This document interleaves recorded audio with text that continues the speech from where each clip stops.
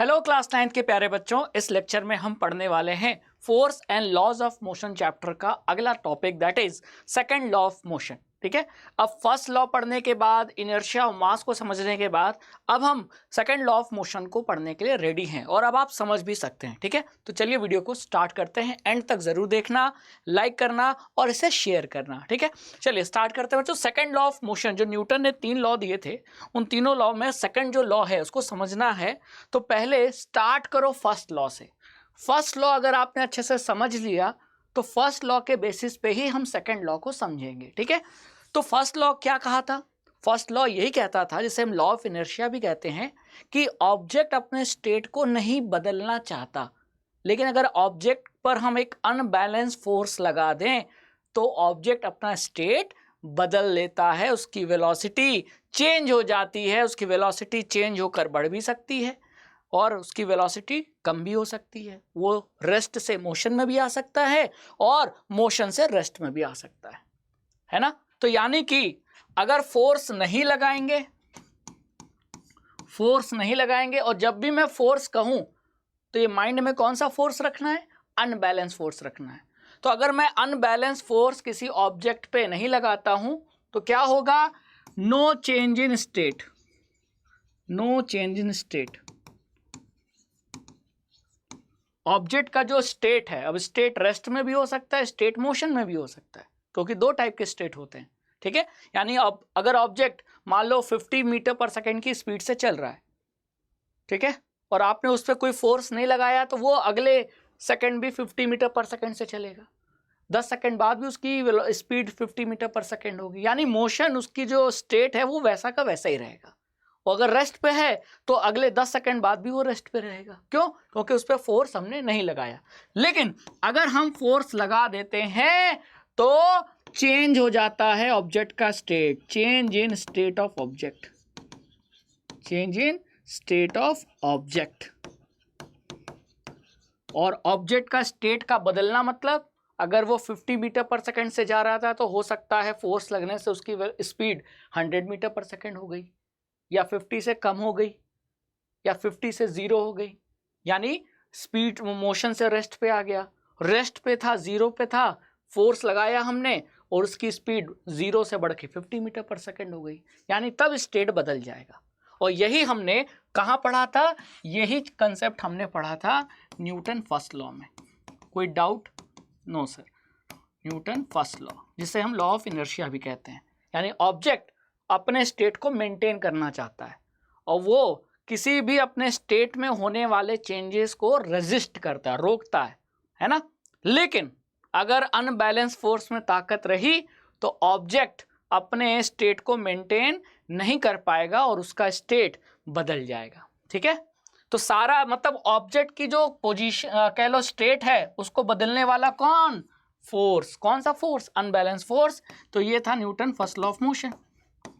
ठीक है, अब सेकेंड लॉ में हम यही पढ़ेंगे कि फोर्स लगाने से ऑब्जेक्ट का जो स्टेट है वो कितना बदलेगा, उसमें कितना चेंज आएगा। ठीक है, बात समझ में आ गई? क्लियर। चलिए आगे चलते हैं। We would now like to study how the acceleration of the object. अब मोशन का चेंज होना, स्टेट का चेंज होना मतलब वेलोसिटी चेंज होना, है ना।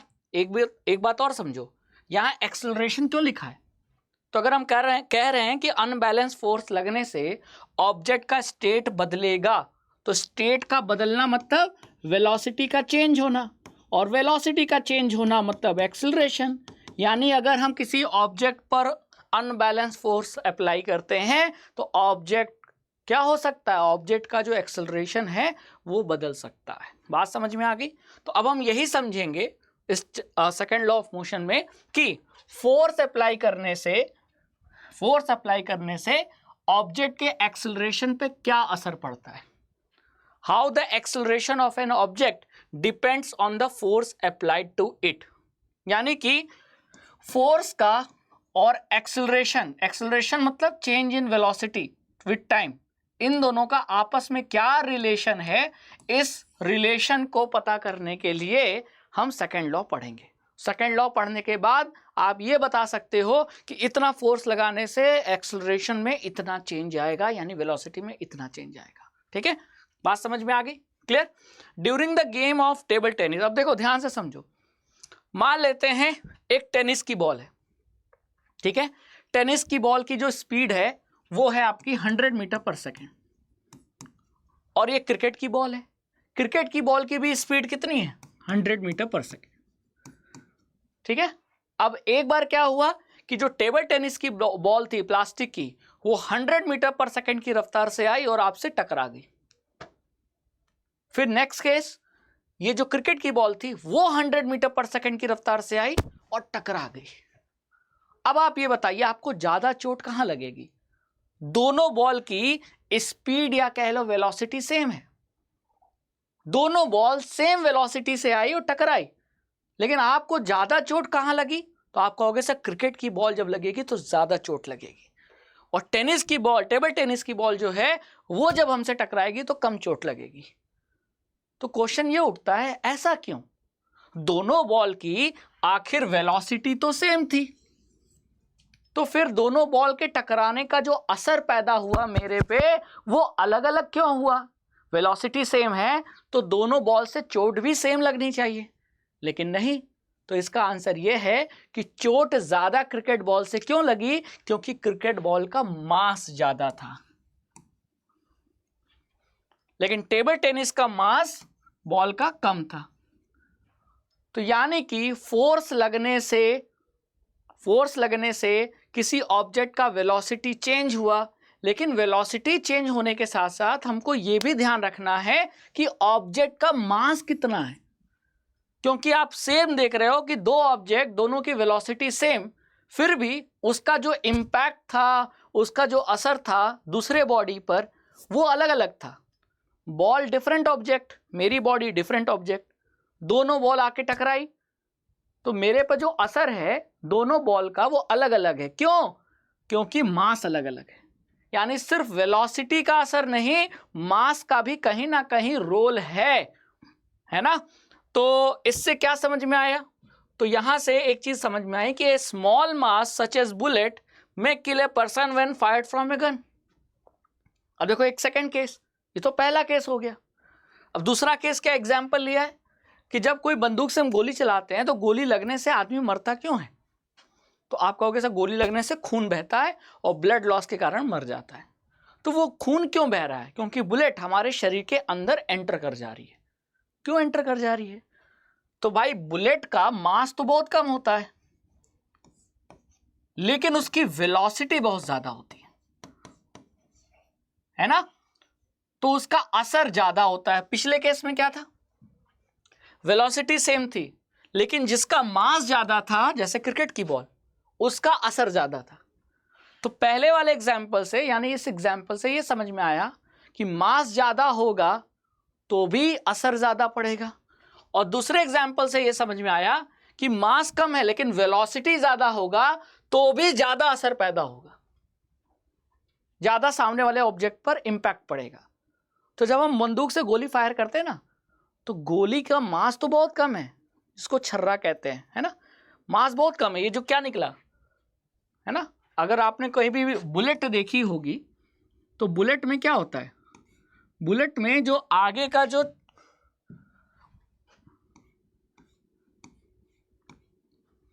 ठीक है, बुलेट इस तरीके से होती है, यहां पाउडर भरा रहता है, ठीक है, ये इग्नाइट होता है तो ये छल्ला, ये जो आगे जो क्या कहते हैं इसको, मतलब आप हिंदी भाषा में जो भी कह लीजिए, है ना, कारतूस कह लीजिए या कह लीजिए, बुलेट का इतना हिस्सा है ना, वो नहीं निकलता, केवल ये इतना हिस्सा बाहर निकलता है।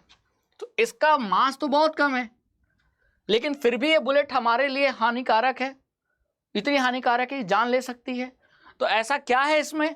मास तो कम है लेकिन इसकी वेलोसिटी बहुत ज्यादा है।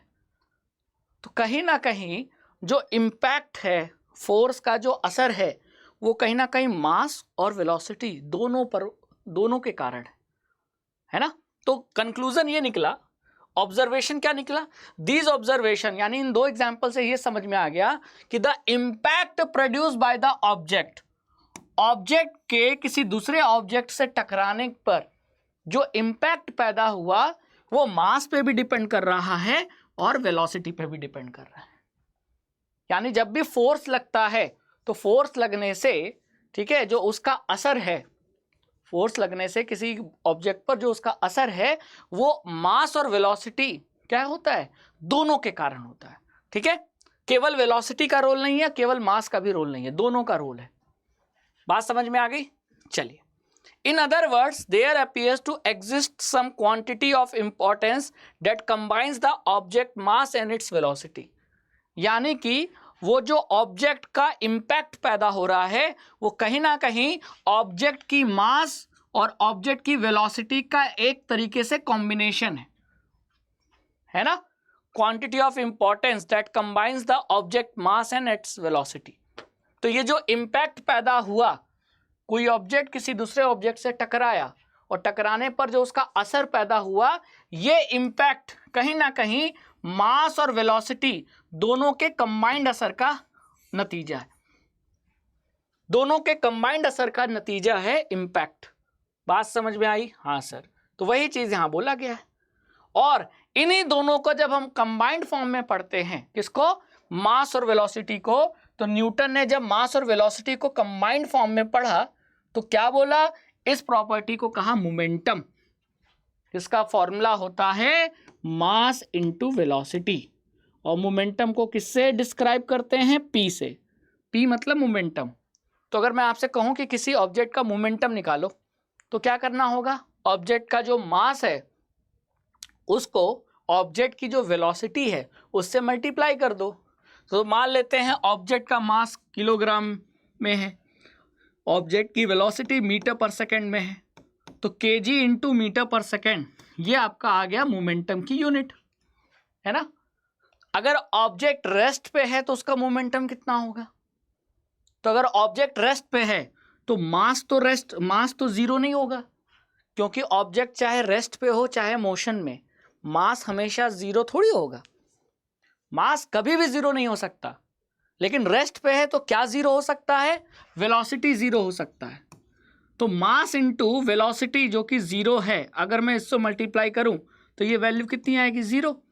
तो यानी अगर ऑब्जेक्ट रेस्ट पे है तो उसकी वेलोसिटी भी जीरो, उसका मोमेंटम भी जीरो, लेकिन मास जीरो नहीं है। ठीक है, तो यहाँ ये मोमेंटम जो वर्ड है ये किसने दिया था सबसे पहले, न्यूटन जी ने। तो न्यूटन जी ने यही बोला कि भैया जब कोई ऑब्जेक्ट किसी दूसरे ऑब्जेक्ट से टकराएगा और टकराने पर जो इम्पैक्ट पैदा होगा, उस इम्पैक्ट में ऑब्जेक्ट का मास और वेलोसिटी दोनों का रोल है, अकेले मास या अकेले वेलोसिटी का रोल नहीं है। जैसे बच्चे के परवरिश में माँ और बाप दोनों का रोल है, वैसे ही समझो। बात समझ में आ गई? तो अब आपको P जब भी दिखाई दे समझ जाना, P मतलब momentum. Momentum is the product यानी multiply of mass and velocity of the object. Object की मास और ऑब्जेक्ट की वेलोसिटी का मल्टीप्लिकेशन यानी प्रोडक्ट ही मोमेंटम कहलाता है। और मास कभी भी जीरो नहीं हो सकता, mass can not be zero. ठीक है, mass can never be zero, never be zero.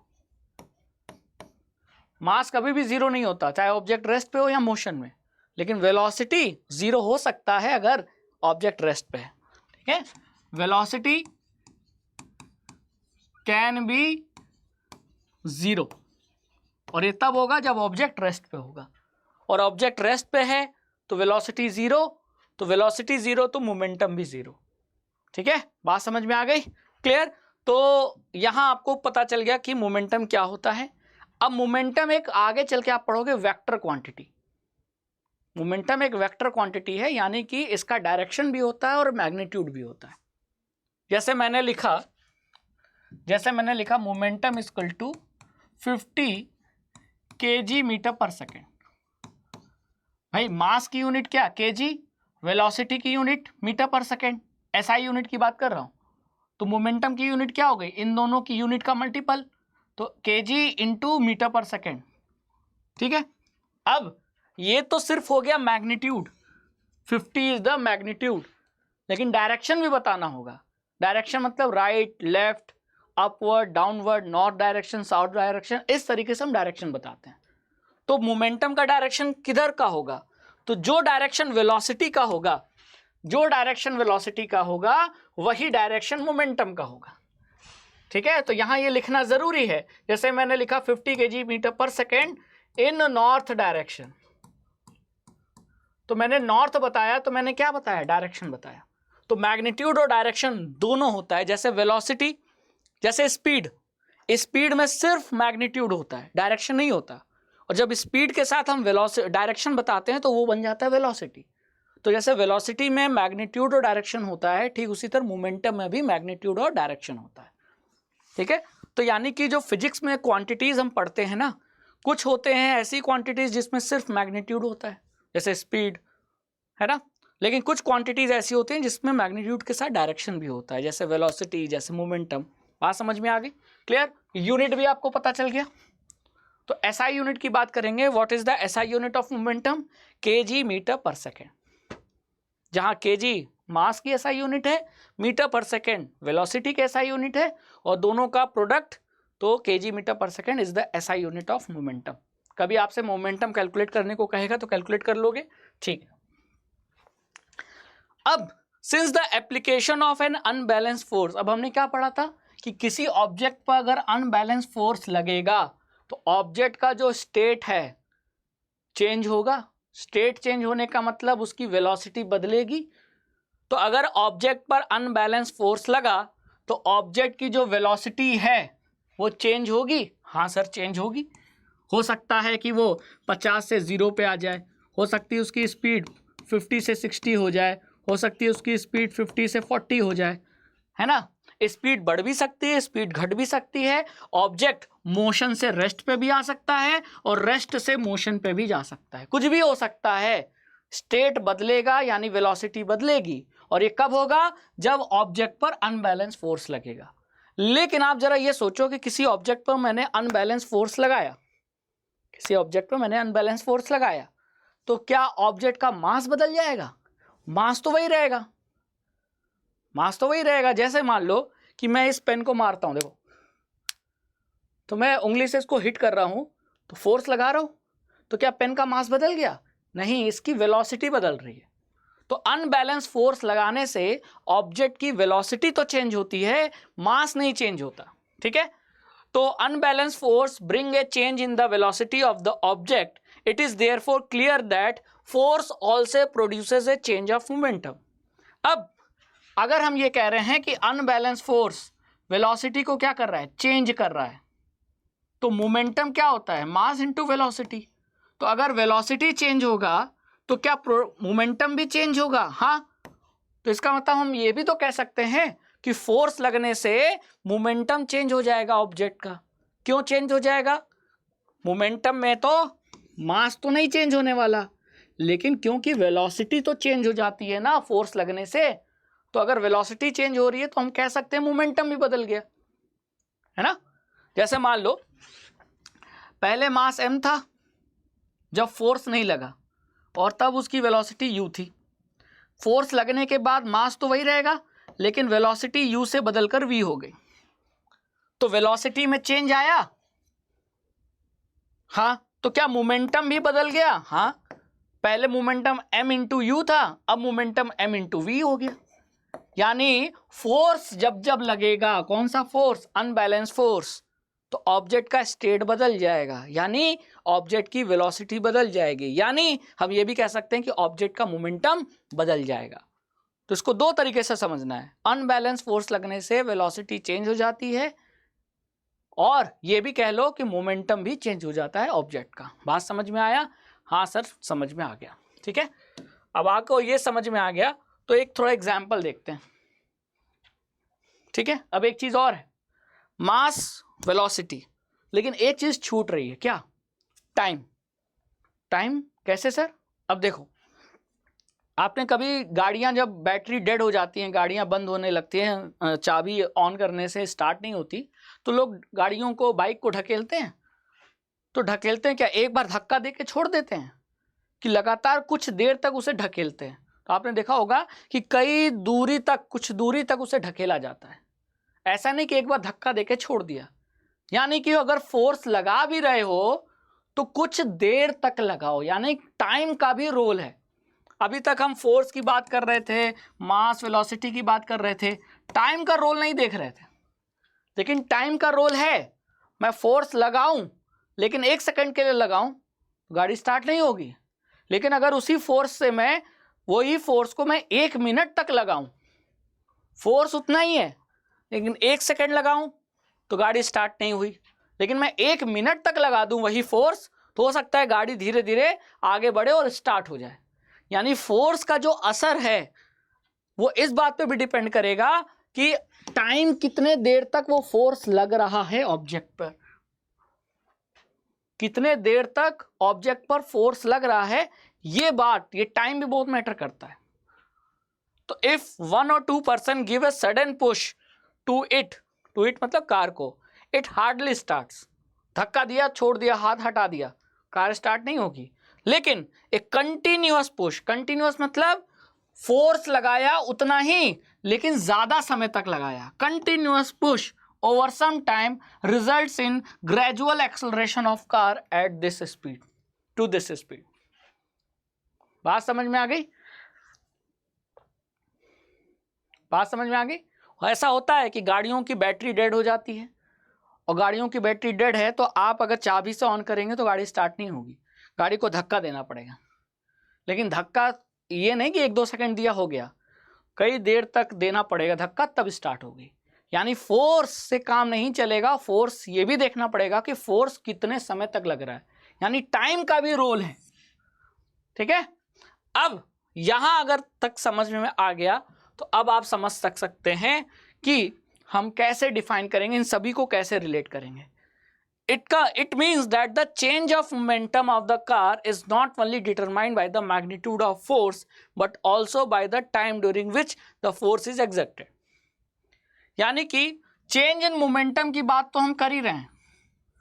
Momentum क्यों चेंज होगा? फोर्स लगा, ठीक है, फोर्स लगा तो मोमेंटम चेंज हुआ। क्यों चेंज हुआ? क्योंकि वेलोसिटी चेंज हुई।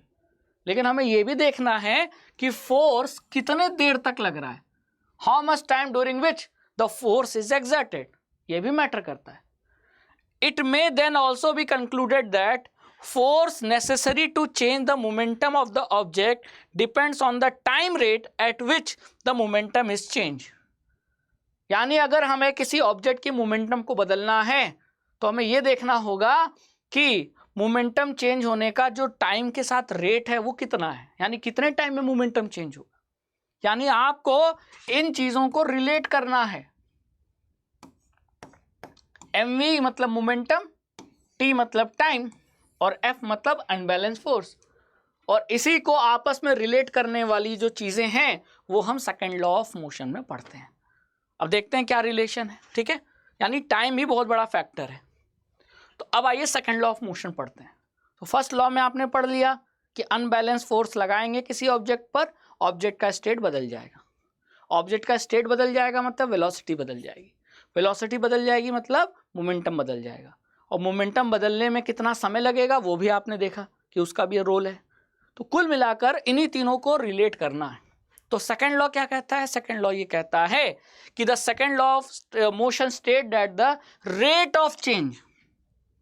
अब जब भी कहीं फिजिक्स में रेट आ जाए मतलब टाइम के साथ, जैसे अगर मैं ऐसा लिखूं v माइनस यू तो ये क्या है? Change in velocity. लेकिन अगर मैं लिखूं upon time, rate of change of velocity, time के साथ वेलोसिटी का चेंज मतलब एक्सेलरेशन हो गया। उसी तरह अगर मैं लिखूं mv माइनस mu तो ये क्या है? m इंटू वी यानी मास इंटू वेलोसिटी। ये भी मोमेंटम है, ये भी मोमेंटम है, ये फाइनल मोमेंटम है, ये इनिशियल मोमेंटम है। तो final minus initial, change in momentum. लेकिन अपॉन टाइम कर दूं तो rate of change of momentum. बात समझ में आई? Rate of change of momentum. तो सेकंड लॉ क्या कहता है? Second law change in momentum की बात नहीं कर रहा है, rate of change of momentum की बात कर रहा है, यानी टाइम के साथ मोमेंटम में कितना बदलाव आया। तो rate of change of momentum of any object is directly proportional to the applied unbalance force in the direction of force. यानी कि जितना ज्यादा फोर्स लगाओगे उतना ज्यादा ऑब्जेक्ट की मोमेंटम में चेंज आएगा टाइम के साथ। कम फोर्स लगाओगे तो मोमेंटम में चेंज भी कम आएगा टाइम के साथ। ज़्यादा फोर्स लगाओगे तो ऑब्जेक्ट की मोमेंटम में ज़्यादा चेंज आएगा टाइम के साथ। यानी कि force is directly proportional to rate of change of momentum. केवल चेंज नहीं, केवल चेंज ऑफ मोमेंटम नहीं बोल रहे हैं, rate of change of momentum बोल रहे हैं। तो जब भी रेट आ गया मतलब change of momentum with respect to time, ठीक है। तो rate of change of momentum, यही है आपका सेकंड लॉ ऑफ मोशन। बात समझ में आई? तो जितना ज्यादा फोर्स अप्लाई होगा ऑब्जेक्ट की मोमेंटम में टाइम के साथ उतना ही ज्यादा चेंज आएगा। बात समझ में आ गई? यही है आपका सेकंड लॉ ऑफ मोशन। आप ही बताओ, अगर मैं किसी कार को किसी जैसे बॉल क्रिकेट खेल रहे हैं, बैट से बॉल को धीरे से हिट किया है ना, धीरे से हिट किया तो बॉल धीरे से मूव करेगी, तेजी से हिट किया तेजी से जाएगी। मतलब तेज मारोगे तो बॉल तेजी से मूव करेगी, धीरे से हिट करोगे तो बॉल धीरे धीरे जाएगी। इसका मतलब कि जितना फोर्स लगाओगे ऑब्जेक्ट की मोमेंटम में टाइम के साथ चेंज भी उतना ही ज़्यादा आएगा, यानी वेलोसिटी भी टाइम के साथ उतनी ज़्यादा बदलेगी, है ना। तो ये डायरेक्टली रिलेशन होता है। अब इसका एक मैथमेटिकल एक्सप्रेशन देख लेते हैं। तो सेकंड लॉ ऑफ मोशन का जो मैथमेटिकल एक्सप्रेशन है उसमें क्या क्या है, उसमें ऑब्जेक्ट का मास m मान लेते हैं, ठीक है, और ऑब्जेक्ट की इनिशियल वेलोसिटी u मान लेते हैं, फाइनल वेलोसिटी v मान लेते हैं, और u से v होने में कितना टाइम लगा, टाइम को मान लेते हैं t, और ऑब्जेक्ट की वेलोसिटी को बदलना, तो वेलोसिटी यानी स्टेट बदल गया, और स्टेट कब बदलेगा, जब फोर्स लगेगा, तो उस कांस्टेंट फोर्स को हम मान लेते हैं f, और ये फोर्स f कितने समय तक लग रहा है, उसी टाइम t तक लग रहा है। तो सेकंड लॉ ऑफ मोशन के हिसाब से आपस में क्या रिलेशन बना, तो इनिशियल मोमेंटम क्या हुआ ऑब्जेक्ट का, इनिशियल मतलब फोर्स लगने से पहले, तो ऑब्जेक्ट का मास m था और उसकी इनिशियल वेलोसिटी u थी, तो इनिशियल मोमेंटम क्या हो गया, मास इनटू वेलोसिटी यानी mu, और फोर्स लगने के बाद उसकी वेलोसिटी v हो गई। अब ये u से बढ़कर v हो गई, ये भी हो सकता है, या u से कम होकर v हो गई, ये भी हो सकता है, ठीक है। मास तो वही का वही रहेगा। तो अब फाइनल वेलोसिटी यानी फोर्स लगने के बाद जो मोमेंटम है वो कितना हो गया, मास इनटू वेलोसिटी। अब वेलोसिटी कितनी है v, तो फाइनल मोमेंटम कितना हो गया m इंटू वी। अब चेंज कैसे निकालोगे, फाइनल माइनस इनिशियल। तो मैं आपसे पूछूं कि चेंज इन मोमेंटम बताओ, तो फाइनल माइनस इनिशियल यानी mv minus mu। Change in momentum क्या हो जाएगा, mv माइनस mu। अब कॉमन क्या है, m कॉमन है तो m को कॉमन ले लो, तो ब्रैकेट में क्या बचा, v माइनस u। ये आपका आया चेंज इन मोमेंटम। अब rate of change of momentum क्या होगा, this quantity divided by time, यानी m into v minus u upon time, ये हो गया आपका rate of change of momentum. और ये उतना ही ज्यादा होगा जितना फोर्स ज्यादा होगा, यानी फोर्स के ये डायरेक्टली प्रोपोर्शनल होगा।